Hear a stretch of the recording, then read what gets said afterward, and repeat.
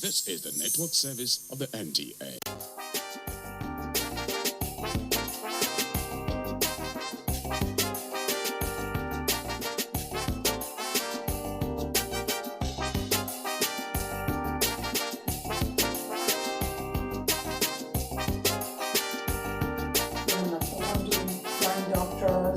That are not married and they're doing these incredible. Well, there's a mirage of things. So I think first of all we have to go back to writer. You are very well known for teaching skills. Your students speak a whole lot about you. Miss Nigeria competition. And I said, let's pick them up. Let's take them back to Nigeria and let's teach them a different kind of job.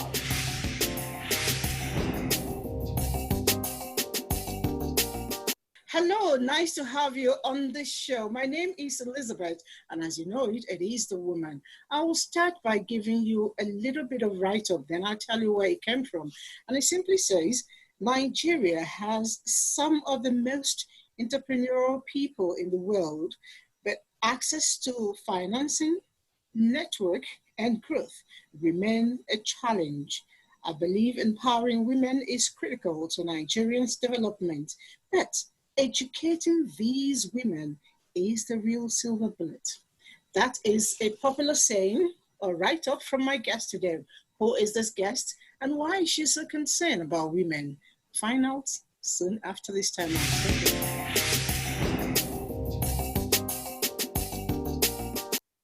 You're welcome back. If you just joined us, you're right on time because I'm about to showcase one of the youngest, very successful women, not just in Nigeria, but in the world. She started early to do a whole lot of things. And let me start by saying that she's a multiple recipient of different awards. She is an international development expert. She is an innovative agricultural strategist with particular leaning to ecosystem solutions. And she's a leadership trainer and consultant. She is a research fellow. She is a writer. She is, well, so when she was younger, I don't know if she's still doing it now, a chorister. Ndidi, Okwonkwo. Nice to have you. So glad to be with you. I try to cut down the profile so that we can have time to discuss, because I'm sure if I kept on reading, it would take about 25 minutes and the program will be all gone. I hope we'll be able to masticate all that you have been doing and are still doing before our time runs out. But I see Sahel right on top. I'll get to talk about that. But let me start from the quotes which you gave out some time ago about women empowerment and education. Talk to me about it. What informed that? Well, I have been blessed, first of all, to have been born into a home with two academics. My parents are professors, and they prioritize education above all else. And I really believe that they celebrated all their children and believed that both male and female children could achieve their highest potential.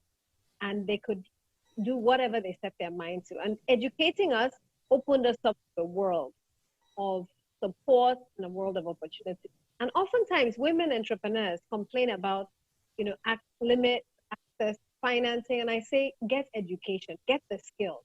Everything else will follow. If you're excellent at what you do, if you have mastered what you do, you will have no hiding. In fact, funding will be chasing you. Partners will be chasing you because you have been identified as an expert in your field. And that's really the mantra that I preach. Excellence and integrity has no hiding place. And with education as the foundation, the world is your oyster. You can do anything you set your mind to. I like that. The world will be your oyster if you understand what you're doing and pursue it the right way. And that actually led to your setting up what you call the NIA. NIA is drawn from the Igbo words Ndo, Ike, and Akunuba. Let me let you translate it. Yeah, so NIA actually means purpose in Swahili as a word, but it stands for Ndu, which is life, Ike, which is strength, and Akunuba, which is wealth. And the vision behind NIA was to ensure and empower women to achieve their highest potential, matching them with mentors, providing them with training, and enabling them to soar in whatever career they had selected for themselves. And NIA was started over 10 years ago, and I'm so proud of the NIA ladies I meet all over the world because they're doing great things. Okay, tell me, what are the things they're doing that you consider great? Well, many of them have become entrepreneurs. Many have become partners in leading law firms. Others have actually become teachers and trainers and professors. But what has struck me about them is that they've been fearless about achieving their dreams. And what we taught them when they were in university, because NIA is focused on university students in 5 universities in southeastern Nigeria, is that don't let your gender stop you. Don't let what the world expects of you stop you. Determine what God has called you to do on this earth and fulfill it with everything in you. I'll tell you a quick story. One of the NIA girls came to our program. She had gotten into medicine at the University of Nigeria, and her parents said, no, we don't want you to be a doctor, we want you to be a nurse, because we don't want you to become, someone nobody will marry, or you won't have time for your family. She actually studied radiology instead, graduated top of her class, and said, I still want to study medicine. I still want to be a doctor. She applied again and got into UI. Same thing. They said no. She applied the third time just to prove to them. And through NIA, we encouraged her to achieve her highest potential and supported her. And today, she has decided she's a doctor. She's achieving her dreams. That's just one example. I believe women should be fearless because you've been given one chance. You've been sent here by God to achieve your highest potential. Go for it with everything in you, believing that God who has put you here will equip you to achieve and to die empty. When you say that, I feel, more empowered because I truly believe that the world, especially in our own culture, this climb, it has a way of putting a woman at certain enclave and asking you to remain there when at the end of the day, if you manage to come out, you actually get to achieve more, not just for yourself, but the entire society. Talking about society, I look at your society as in the picture I am seeing, your background. The first thing that came to my mind is, oh, she likes farm work, but I know you're not a farmer. But your agricultural strategies.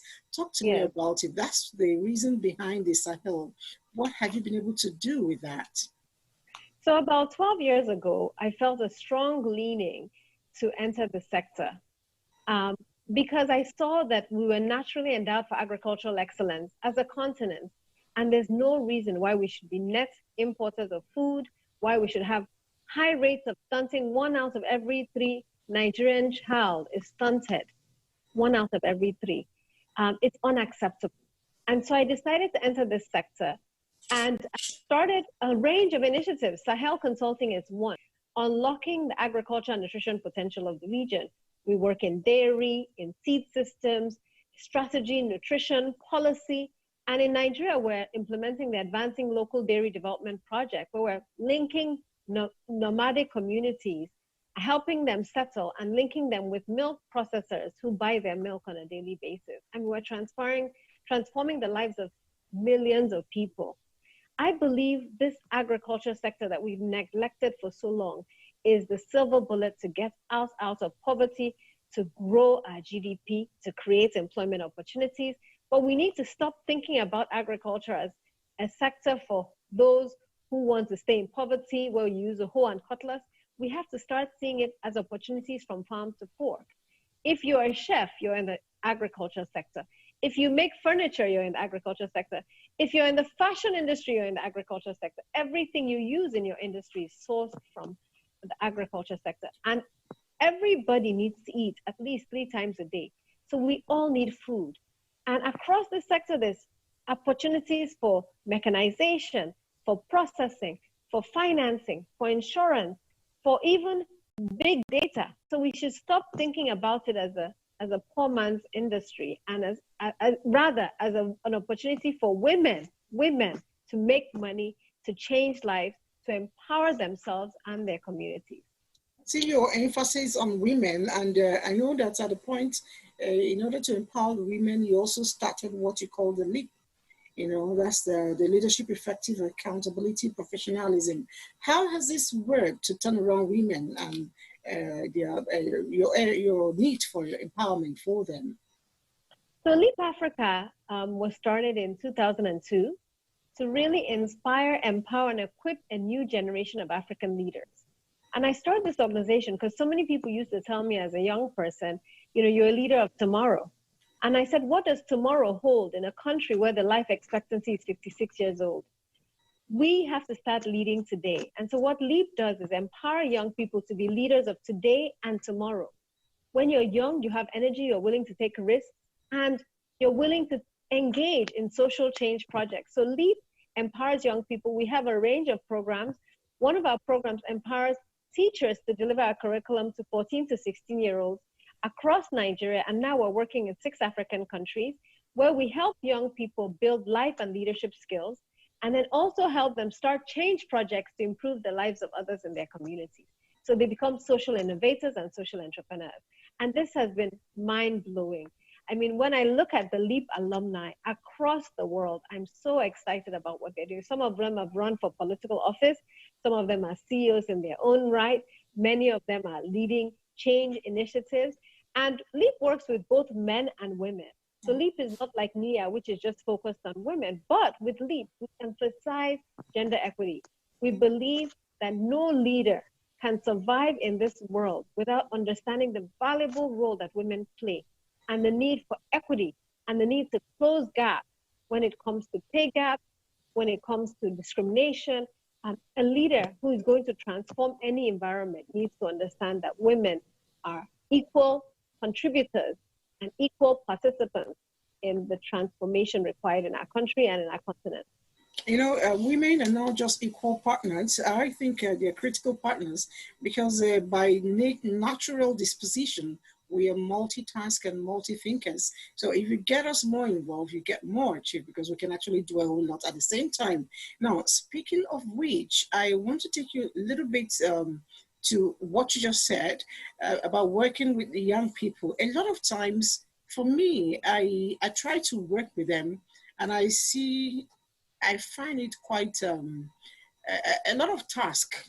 What do you think is the problem with the young people? I mean, what do you think is the militating factor against them, stopping them from really taking that giant leap and succeeding in life?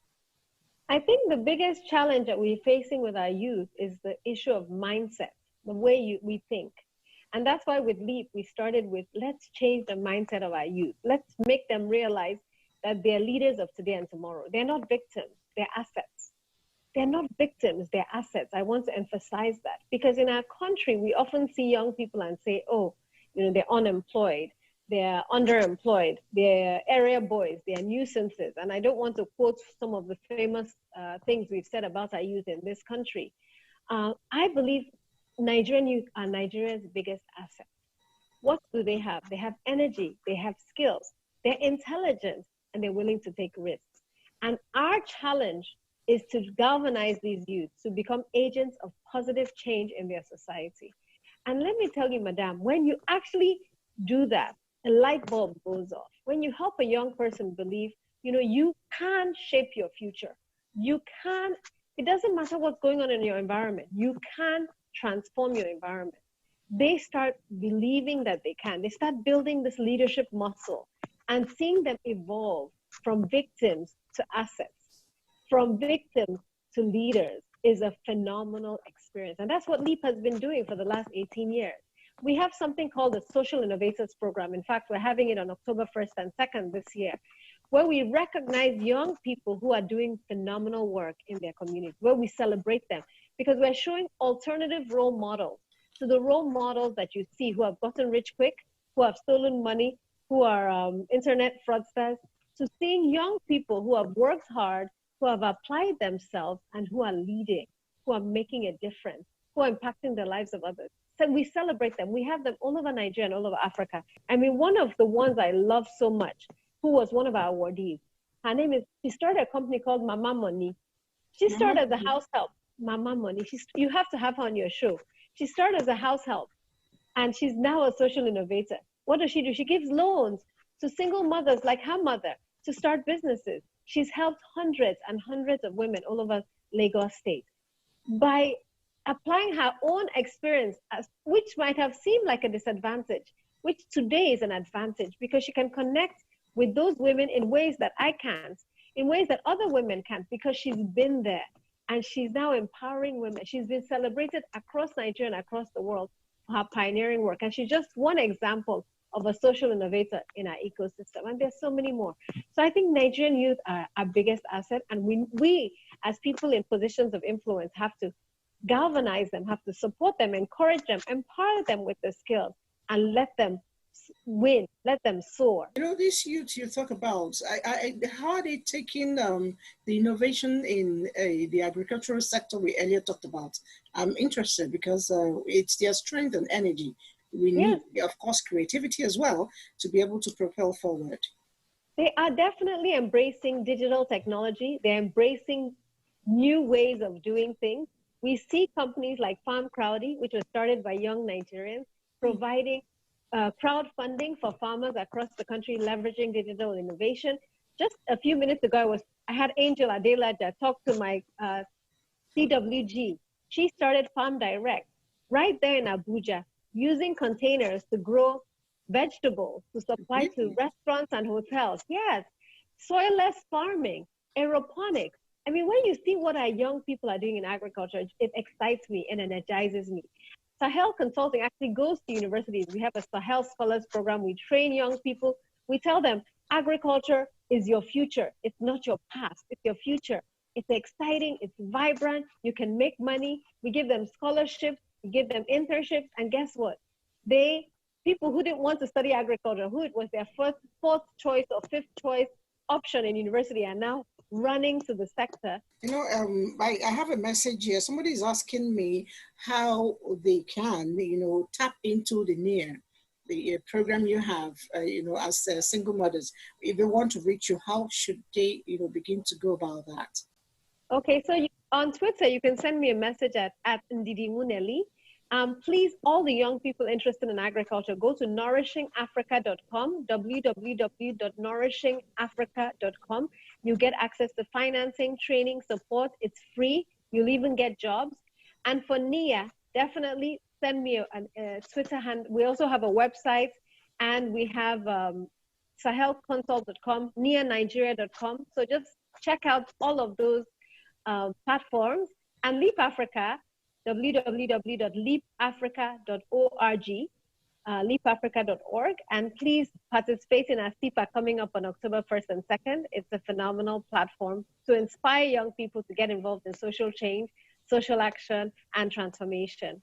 All right, now you know how to link up and see what you can, tap in and use if you are interested in all that she said. But then moving on a little bit, as a woman, I know that, by the way, congratulations. Recently you were, recognized as one of the social innovators of the year. I know you and your husband in May some time ago, you were at Harvard Business School as the first couple to give a lecture. Congratulations on that. I want to take you back to your family angle. With all the job you do, how do you manage? Because it looks like between you and your husband, one thing you just met the other day, because you have time for each other. How do you coordinate? Well, I've been married for 19 years to the glory of God, and I've known my husband for 27. We met in university as university students. But being a working mother is not easy. Combining all of these things is not easy. And I have a few strategies. Number one is I'm very dependent on God. God is the source of my strength and the reason I live. Number two is I have a very close group of friends and family members who help me. It takes a village to raise a child. I have two beautiful children, and it's taken a village to help me. When I travel, people step in to help so that the children don't miss me too much. And number three, I run my home like I run a business. I try to be organized. I buy in bulk. I do a lot of these practical things that I learned from my big aunties and mentors when I was a new mother. You never want to come back and people say they haven't eaten because there's no food in the house. So even when I'm traveling, I make sure that everything is under control. And that takes a lot of discipline and a lot of hard work. But it's not easy. Do we drop balls? Yes. Are we not perfect? Absolutely. I don't want to paint a picture of perfection. But with God on your side and with a strong support network, you can do it. Don't be too afraid to ask for help. Be vulnerable. So many of us don't want to ask for help because we think it makes us look weak. Asking for help and being vulnerable makes you stronger, makes you human, makes people understand that your battle is shared with them. There are no superhumans out there. All of us are just work in progress, trying to die empty and to fulfill what God has called us to fulfill. Right. I know that when you were in the university, in fact, back in your days as a college girl, you were somewhat involved with the choir. Yes, I was. Do you still sing? I love singing. I love singing, but I'm not going to sing for you this early morning. I just want to know. I actually love singing. I love gospel music.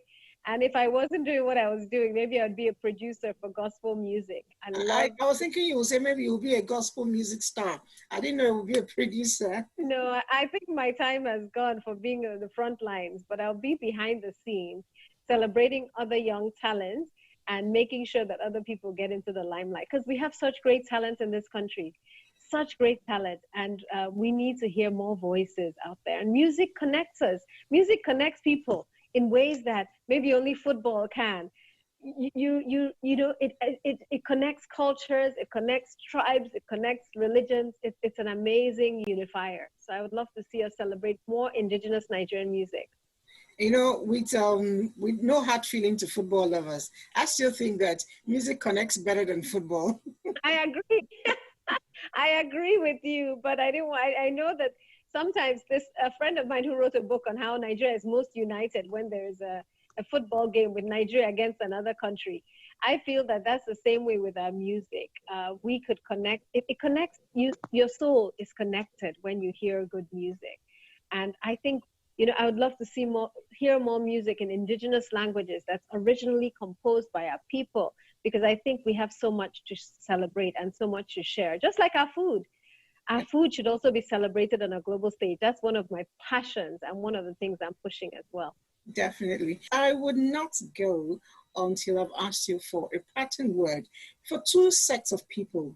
The women, there are a lot of women who think we are just at the end of it. I can't go beyond here. They don't see that silver lining. And then same for the youth. The world is ahead of them. What is your word for them? So I'll start off with my word for youth. I think this is a great time to be a young African and a young Nigerian. There's so many opportunities available to you. You need to just look inwards and find out what makes you angry, what gives you joy, what you are born to do. Search until you find it. And when you find it, give it all you have. Commit to a life of integrity and excellence, and the world is your oyster. You can reach your highest potential if you apply yourself to your God-given purpose. And to women, I want to tell you that you're an asset. You're beautifully and wonderfully made. Don't let anything that anybody has spoken against you pull you back. Dig deep within yourself. You are stronger than you can imagine. We ended a Harvard speech, and I'll end this with an Igbo proverb, which says, "Mbelede kaja madike." It's during times of crisis that you see who is resourceful, who is resilient, and who is brave. You woman, you are resourceful, you are resilient, and you are brave. It's during these times of crisis that COVID-19 has presented us that you will soar. So look inside into that reservoir that God has given you, to pull out all that you have to deliver to the world. And may God bless you as you thrive and as you soar. Thank you so much. I want to pick on the last thing you said. You took it in the middle, in Beledeke Jamadike. But also say that, that you said in Beledeke, Manam Beledeke Jamadike. Thank you very much. We are all resilient. So it's been wonderful having a chat with you. Thank you. And keep up the good work. Once in a while, I'll still come around and have a beautiful chat with you. And best of regards to your family. God bless you. Right. Great talk. Thank you. We've been talking with our guest who has been very excitedly, if you permit me, I'll use the word exuberant as to what she does, because she loves them and she does them real good, from agriculture to other sides of it, youth, leadership, women, everything put together. I'll just leave you what she said. Women, you are beautiful inside out, and you must hold your head straight. Hold your heads high and think of your children, think of your family. That way you think about the society. My name again is Elizabeth Abai, and our chat today has been with Ndidi Okwonkwo. See you again next time.